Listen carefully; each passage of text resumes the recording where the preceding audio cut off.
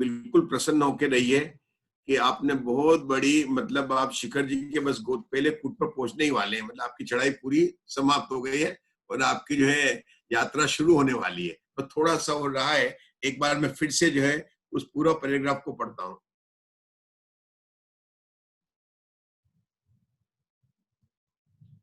शुरू से पढ़ूंगा मैं शांति से। प्रथम तो जीव क्रमबद्ध ऐसे अपने परिणामों से उत्पन्न होता हुआ जीव ही है, अजीव नहीं है। इसी प्रकार अजीव भी क्रमबद्ध अपने परिणामों से उत्पन्न होता हुआ अजीव है, जीव ही नहीं है। ये तो बात हो गई सिद्धांत की। इस लाइन का तो अर्थ केवल इतना ही है कि ये सिद्धांत की बात की। आगे एक उदाहरण दे रहे हैं, जो उदाहरण जो है कि जिस तरह से हमने कोई सोने की चूड़ी वगैरह बनाई है, तो उस सोने की चूड़ी में कौन है? सोना ही है। सुवर्ण का कंकण आदि परिणामों के साथ में तादात्म्य है। जैसे जीव का ज्ञान के साथ में शक्कर का मिठास के साथ में तादात्म्य संबंध है, ऐसा ही सुवर्ण का जो उसने कड़ा बनाया है उसके परिणामों के साथ में, अगर आपने चूड़ी बनाई है या और कई दागिने बनाए हैं, तो उसमें सोने के साथ में उसके परिणामों का तादात्म्य है। सुवर्ण का, किसका? सुवर्ण का। कंकण क्या हो गई? उसकी अवस्था हो गई। जैसे जीवन, जीव और जीव की पर्याय की बात कर रहे हैं। यहाँ पर द्रव्य में क्या लिया? उदाहरण में सोना का उदाहरण लिया, तो सोना क्या है? द्रव्य है। उस सोने को बोला सुवर्ण का। कंकण क्या है? कि उस सोने की पर्याय है, अवस्था है। तो सोना द्रव्य का, कंकण जो उसकी पर्याय है, जिसको कि यहाँ पर परिणाम कहा है, पर्याय को परिणाम कहा है, उसके साथ में तादात्म्य है। अर्थात प्रत्येक द्रव्य का उसकी पर्याय के साथ में तादात्म्य होता है। इसका उदाहरण कौन सा दिया? सुवर्ण का कंकण के साथ में। कंकण क्या है? पर्याय। सुवर्ण क्या है? द्रव्य। उस उदाहरण को देकर क्या बताते हैं? उसी प्रकार सर्व द्रव्यों का बताया था सोने का, लेकिन कहना चाहते हैं कि सभी द्रव्यों का अपने परिणाम के साथ, किसके साथ में? अपने परिणाम के साथ में कैसा संबंध है? तादात्म्य संबंध है। बात समाप्त हो गई। ये सब बताया था, ये सब उदाहरण था और सिद्धांत था। अब बात कर रहे हैं, जो कहने की बात है अब शुरू होती है। अभी तक तो फार्मूले बताए थे, रूल बताए, कुछ उदाहरण बताए। अब बताते हैं जो मूल बात है, जो इस हमको सुननी है। जीव अपने परिणामों से उत्पन्न होता है, तथापि उसका अजीव के साथ कार्य कारण संबंध भाव सिद्ध नहीं होता है। दो लेना है, जगत में दो ही बात है कि कर्ता किसका किसके बीच में है, तो जीव और अजीव, दो ही पार्टी है। तो जीव और अजीव, क्या जीव और अजीव के बीच में कार्य कारण भाव सिद्ध होता है कि नहीं होता है? क्यों नहीं होता है? क्योंकि जीव और अजीव के बीच में उत्पाद उत्पादक भाव का अभाव है।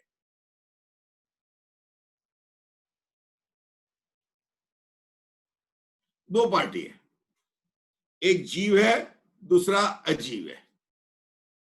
जीव और अजीव के बीच में प्रश्न उठाया, क्या कार्य कारण भाव घटित होता है? हमने बोला था कि प्रत्येक द्रव्य के अंदर, प्रत्येक वस्तु के अंदर एक गुण है। क्या गुण? उस नाम का क्या था? अकार्य अकारणत्व। अकार्य अकारणत्व नाम का गुण प्रत्येक द्रव्य में है। तो कहते हैं कि क्या जीव के अंदर, जीव और अजीव के बीच में कार्य कारण भाव घटित होता है? प्रश्न सुनते हैं। प्रश्न क्या किया गया? क्या जीव और अजीव के बीच में कार्य कारण भाव घटित होता है? हमारा उत्तर क्या होगा? आप लिखिए कि नहीं घटित होता है, क्योंकि प्रत्येक द्रव्य में एक अकार्य अकारण गुण है। कोई द्रव्य किसी का कार्य नहीं है और न दूसरे का कारण है, इसलिए कौन सा गुण हो गया? अकार्य अकारण। तो कहते हैं कि जब अकार्य कारण नहीं है, तो जो पर्याय उत्पन्न हुई कार्य है ना, तो उसका उत्पाद उत्पादक भाव भी नहीं है, उत्पाद उत्पादक भाव भी नहीं है। बहुत सरल है, भाषा चाहे कितनी भी कठिन हो। पंडित दो जी बात एक बार वापस हाँ, ये बता रिपीट रहे हैं करो प्रियंका। ना आंसर। हाँ, नहीं देखिए घटित अपन होता है क्योंकि प्रत्येक जीव में। हमें फिर से बताता हूँ। जैसे प्रत्येक अपन कहते हैं ना अपने भाव हुए, अपने जो भी अपन कहते हैं कर्मों के उदय के कारण हुए। कोई भी भाव हुए ना, विवाह भाव हुए, किसके कारण हो रहा है, तुम्हारे साथ में ऐसा क्यों घटित हो रहा है, तो अपन कहते हैं कर्मों के कारण ही भाव हो रहे हैं। अपन कोई भी जब भी कोई बात होते हैं, क्यों भैया मेरे ऐसे 11वर्णी कर्म का उदय है कि या मेरे ऐसे 10वर्णी कर्म का उदय है, या ऐसे ही मेरे असाता वेदनी कर्म का उदय है, इसलिए मुझे ऐसा हो रहा है। सुख की बात आती है तो साता वेदनी कर्म का उदय, ये अपन कहते हैं। अब साता वेदनी असाता वेदनी है, क्या जीव है, क्या अजीव है, क्या अजीव है, वो पुद्गल है, हम उसको भी यहाँ कहते हैं अजीव। तो साता वेदनी असाता वेदनी के कारण क्या मेरा भाव हो रहा है, तो कहते हैं कि जीव और अजीव, जीव और अजीव, अजीव में किसको लेना है यहाँ पर, अपने उदाहरण में ध्यान रखने से असाता वेदनी कर्म ले लो, साता वेदनी कर ले लो, उससे क्या हो रहा है, जीव में जो परिणाम उत्पन्न हो रहा है, तो जीव में जो परिणाम उत्पन्न हो रहा है, क्या इन दोनों में कार्य कारण संबंध है कि नहीं है, कि हम मानते तो है कि जिसके असाता वेदनी कर्म होता है उसके असाता का वेदन होता है, जिसके साता वेदनी का कर्म होता है उसके साता का वेदन होता है, ये कहा जाता है। लेकिन ये कहा जाता है तो यहाँ क्या सिद्ध करते हैं कि वास्तविक नहीं, वो निमित्त नैमित्तिक संबंध है। ऐसा क्यों है, क्योंकि सुखपाल मुनि जब जंगल में थे, उनके असाता वेदनी कर्म का उदय था, लोमड़ी खा रही थी, लेकिन सुखपाल मुनि तो अपने आत्मा का आनंद ले रहे थे और उसमें मग्न थे। अगर उनको एक क्षण भी दुख हो तो सुखपाल मुनि वहां खड़े नहीं रह सकते थे। आपको बताइए कि आपके सामने कोई डॉग आ जाए तो आप तो दौड़ पड़ेंगे ना, और वहां तो वो लोमड़ी उसको पेड़ को खा रही थी। आपके पेड़ में कोई भी रास्ते में कोई भी बिल्ली या कोई भी आपके सामने आ जाए तो आप एकदम दौड़ पड़ेंगे। सुकुमाल मुनि को वो लोमड़ी स्पर्श नहीं कर रही थी, खा रही थी। आप कल्पना कीजिए, और कोई किसी को खाए तो वो साता वेदनी कर्म का उदय कि असाता वेदनी कर्म का उदय है, असाता वेदनी कर्म का उदय। असाता वेदनी कर्म का उदय है, बाह्य में बिल्कुल प्रतिकूल संयोग है, वह उसका भक्षण कर रही है, फिर भी सुकुमाल मुनि उस समय वहीं पर खड़े हैं और अपनी आत्मा का ध्यान कर रहे हैं। तो किसके कारण कर रहे हैं, कि उनके मन में ये भेद ज्ञान हो गया है कि ये मेरे को खा ही नहीं रही है, ये तो पुद्गल शरीर को खा रही है, मैं अलग हूं और शरीर अलग हूं। हमें पाठ करने में, समाधि मरण के पाठ करने में बहुत अच्छा लगता है, धन्य धन्य सुकुमाल महामुनि कैसे धीरज धारी, धन्य धन्य सुकौशल मुनि। मतलब हम उसको इतना अच्छा बोलते हैं और उस समय जो आनंद आता ना, उस आनंद से इतना अपन समझ लेते हैं कि अभी तो अपने को बहुत शांति है। लेकिन हमको विचार करना है कि वो कैसी परिस्थिति थी, उस परिस्थिति में धीरज रखा, क्या हमारी ऐसी परिस्थिति को सहन करने की कितनी अभी उपादान योग्यता जागृत। यहां पर ये बता रहे हैं कि जीव और अजीव इन दोनों के बीच में कार्य कारण का कोई भाव घटित नहीं होता है, इसलिए उनके बीच में उत्पाद उत्पादक संबंध नहीं है। सुखपाल मुनि में दुख, अगर मान लो किसी को साता वेदनी कर्म का उत्पन्न हुआ तो अपने को जो दुख हुआ ना, दुख का हुआ उत्पन्न, दुख का क्या हुआ उत्पन्न। अब दुख का जो उत्पन्न हुआ है उसका संबंध साता वेदनी कर्म के साथ में है कि या मेरे जीव के परिणाम के साथ में। यहाँ पर क्या सिद्ध किया जा रहा है कि मेरे को कोई भी दुख की अवस्था हुई है, उस दुख की अवस्था में कौन निमित्त है, असाता वेदनी। अब दुख क्या हुआ उत्पन्न, तो दुख जो उत्पन्न हुआ है उसका उत्पादक कौन है, वह किसका कार्य है। उत्पाद उत्पादक संबंध जिसका होगा उसके साथ में उसका कार्य कारण संबंध होगा। हम इतनी धैर्यता से समझ रहे हैं और मुझे पूरा विश्वास है कि हम बहुत आगे बढ़ चुके हैं। हम हमको उदाहरण अपने मन में बनाना है। साता वेदनी कर्म का उदय है, दुख की पर्याय उत्पन्न हुई है, उस दुख की पर्याय का संबंध असाता वेदनी के साथ में है या किसके साथ में? असाता वेदनी कर्म के स्थान पर हम कहेंगे अजीव, और अपने को स्वयं को रखेंगे जीव के स्थान पर। तो जीव के और अजीव के, इन दोनों के बीच में कार्य कारण संबंध नहीं है, क्योंकि उनमें उत्पाद्य उत्पादक भाव घटित नहीं होता। ये बात यहां पर सिद्ध कर रहे हैं। फिर से पढ़ता हूं, 1 मिनट अपने उसका तो फिर लेंगे। 55 में करेंगे। बहुत अच्छा है प्रकरण।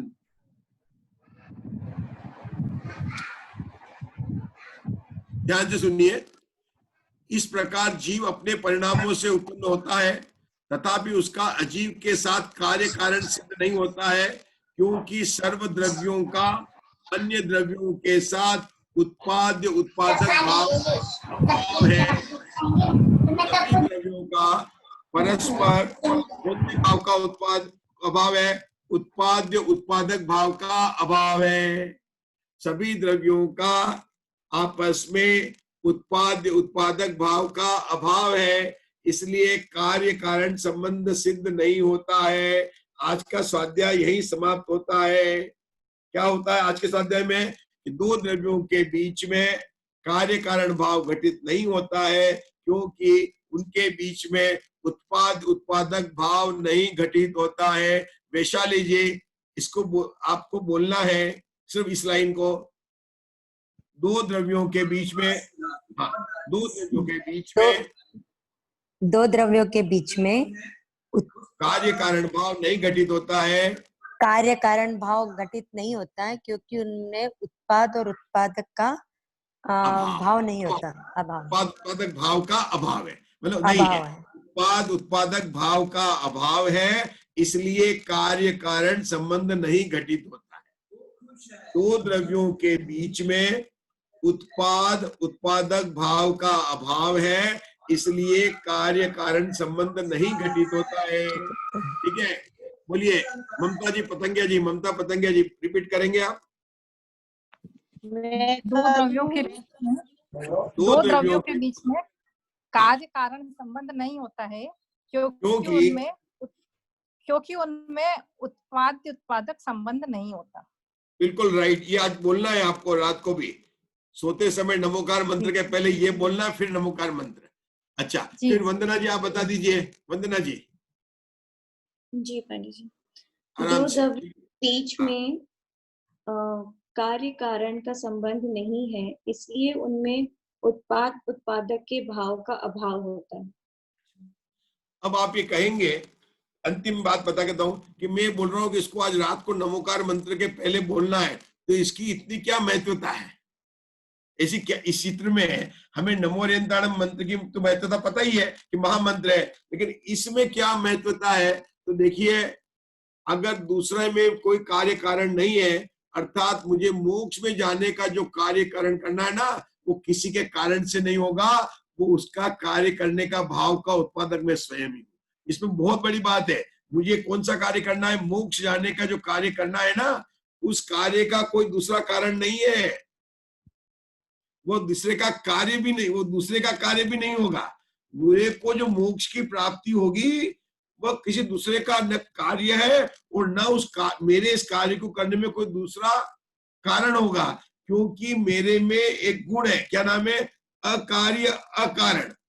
कि सब आप में है, लेकिन हमारे अनंत भगवान तो वितरागी बहुत बढ़िया है, उनमें अरे उनमें भी तो अकार्य कारण गुण है। वो क्या करेंगे? वो अगर चाहेंगे कि आपको मोक्ष ले जाए, तो उनमें भी तो अकार्य कारण गुण है और आप में भी अकार्य कारण गुण है। इसलिए जो मोक्ष भी कार्य करना है, उसका उत्पाद उत्पादक भाव आपके परिणामों के साथ ही होता है। इसलिए हमको निरंतर अपने परिणाम को सबल कर अपने मोक्ष मार्ग को बढ़ाना है, प्रशस्त करना है। इसी भावना से यहाँ विराम लेते हैं, आगे की चर्चा करेंगे कल। और बहुत अच्छी रही आज की चर्चा, क्योंकि मुझे आज प्रसन्नता हुई। मुझे आपको पता नहीं कि आप लोगों को कितनी रही, क्योंकि जब मैंने आपको स्वाध्याय में बताने का प्रयास किया और आपने रिपीट किया, तो इससे मुझे बहुत बड़ा मतलब मिला कि आप लोग जो इस चीज को, कठिन सी गाथा को भी, इसके भाव को आप ग्रहण कर रहे हैं। चलिए जिनवाणी स्तुति करते हैं। बोलिए ममता जी, बोल पंडित दीजिए जी मैं जिनवाणी बोलूं? स्तुति। बोलिए बोलिए, आज बोलिए, आप बोलिए, बोलिए जिनवाणी स्तुति। जावानी के ज्ञान ते सूझे लोक आलोक, सोवानी मस्तक नमो सदा देत हूँ धोख। बोलो जिनवाणी माता की जय। बोलिए नोबल नमोकार में तो सुनीता जी बोलिए, सुनीता जी।